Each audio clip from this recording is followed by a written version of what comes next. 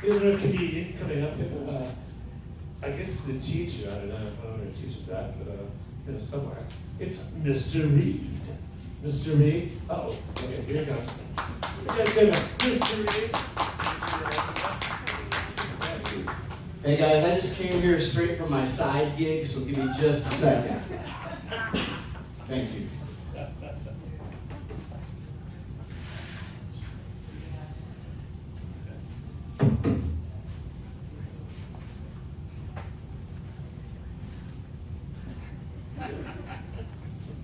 Kick me, actually.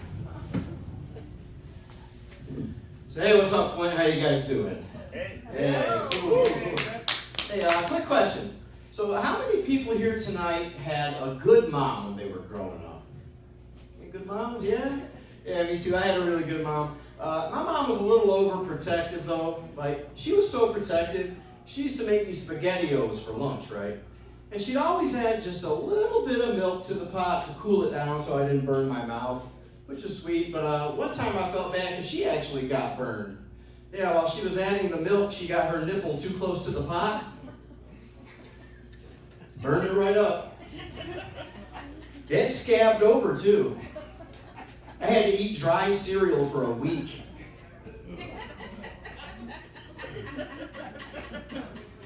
So anyway, I'm a substitute teacher. That's my day job. Yes, they will hire anybody. Most people don't know this, but you do not need a degree to be a substitute teacher. Nope. In fact, there's a whole list of things you don't need. Dignity, ambition, dreams, goals. Not necessary. And it's a rough job too, man, because the kids are ruthless, right? Because they don't have filters. And they will tell you exactly what they think of you. Yeah, I had this little boy named Johnny come up to me. He was like, "You have big ears." I said, "That's right. And I can hear everything. I can even hear what you're thinking." He was like, "What?" So he sits back down. A few minutes later, I hear somebody yell, "Johnny peed." "Johnny, come here." So Johnny comes back up. He's all wet. I said, "Johnny, why didn't you tell me you had to use the bathroom?" He's like, "Well, I was thinking it."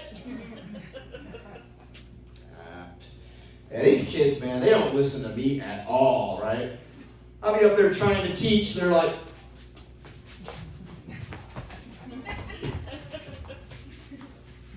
it's ridiculous. But I came up with an idea. I thought, most kids these days listen to rap music. So what if I were to rap the assignment instructions to them? Maybe then they'd pay attention. So the next day, the kids were all out of control. So I stepped in the room and I was like, "Yo, you better get out your books and get them out fast, or Mr. Reed's gonna whoop that." Principal didn't really care for that approach. She had a different strategy in mind. She's like, "Well, instead of getting all stressed out, why don't you just shut down your emotions and act like a robot?" I was like, "Act like a robot? Well, I'm desperate. Let me give it a shot." So next day, same old crap was going on, except this time when I stepped in the room, I was like, "Good morning, class."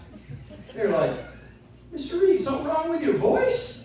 I was like, "I am not Mr. Reed. I am a robot." Oh, they thought that was hilarious. They're like, "Mr. Reed's a robot. Beep boo, beep boo, ah."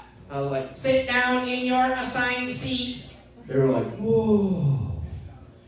There's still a few of them that didn't believe it though, right? So once I got them in their seats, I sat down at the desk and I looked at them and I was like, "Engage surveillance."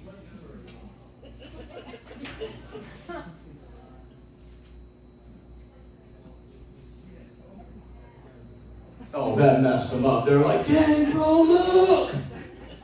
So one little boy got up to sharpen his pencil. I was like, "Motion detected. Deploy hypersonic taser." He passed out. Oh, behavior was so much better until they found me out. Yeah, one of those little bastards put a tack on my seat. And I do not have bungs of steel.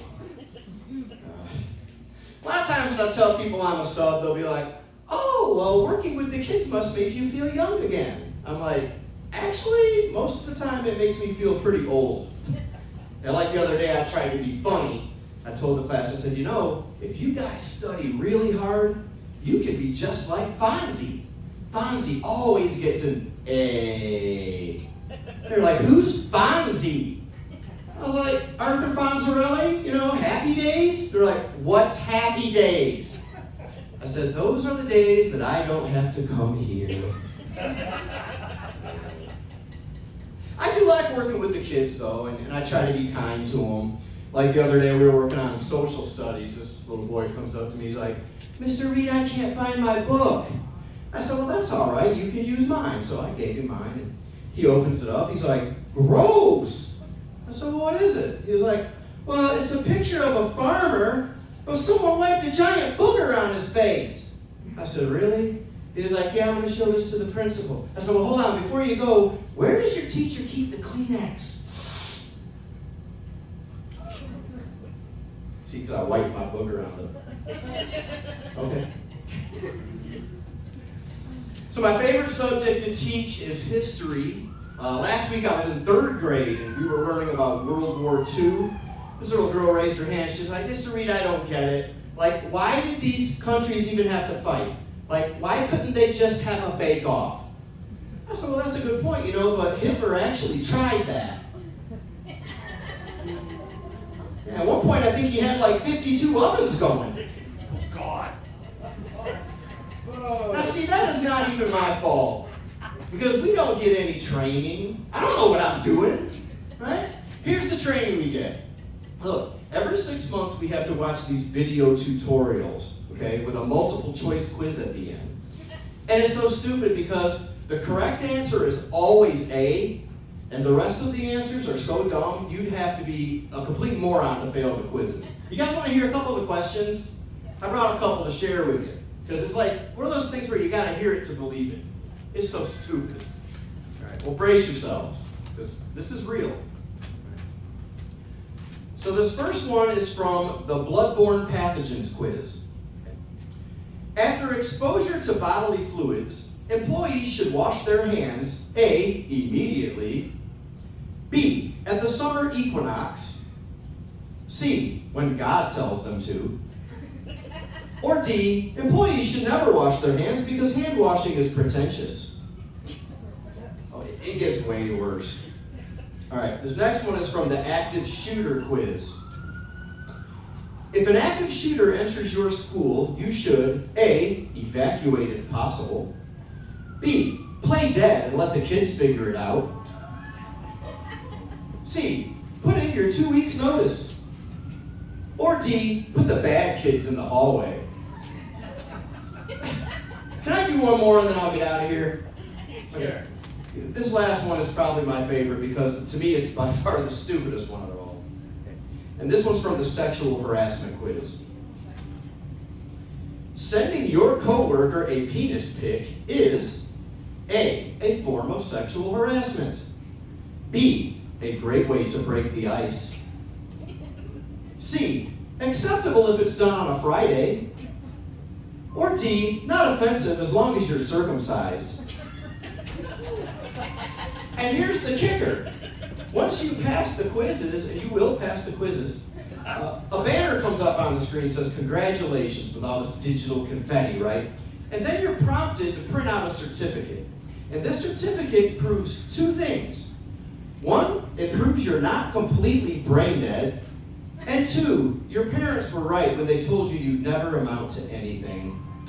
I'm Mr. Reed. Thanks for listening.